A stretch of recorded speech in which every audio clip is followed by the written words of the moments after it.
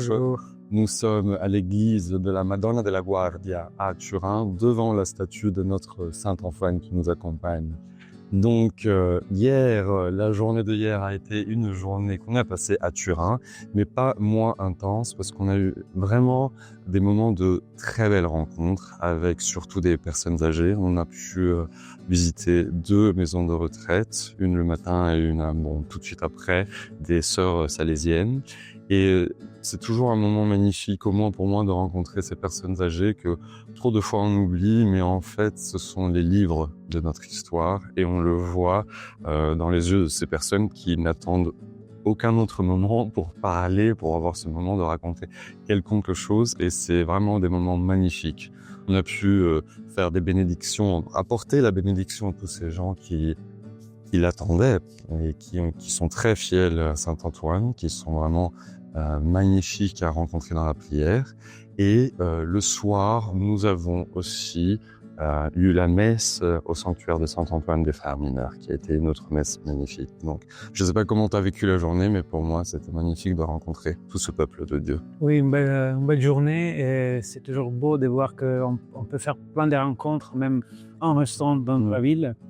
Et je suis toujours touché par la douceur, comme tu disais, des yeux de ces personnes âgées et la vitalité aussi. Parce qu'ils nous ont posé pas mal de questions. Ils voulaient savoir comment ça se passe des pèlerinages et qu'est-ce qu'on a vécu, comment on a été accueillis en France et en Italie pendant ces chemins.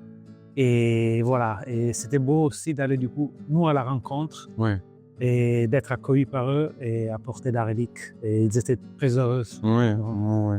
C'est vrai, c'est très particulier aussi. On est habitué d'avoir dans le chemin les gens qui nous accueillent d'une manière très passionnelle et tout ça. Et maintenant, dans ces lieux, comme les maisons de retraite, c'est nous qui devons aller en fait vers les gens qui d'une certaine manière nous accueillent et couper un peu cette barrière des fois qu'il y a avec les personnes âgées parce qu'on ne sait jamais comment nous comporter. Et en fait, à la fin, on voit que c'est une famille magnifique, une famille qui a beaucoup à dire. Donc voilà. Et le soir, la messe a été une messe très belle, très participée, grâce aussi à la participation, mais pas à la participation, mais ils nous ont accueillis des frères mineurs qui nous ont donné leur lieu, le sanctuaire de Saint-Antoine.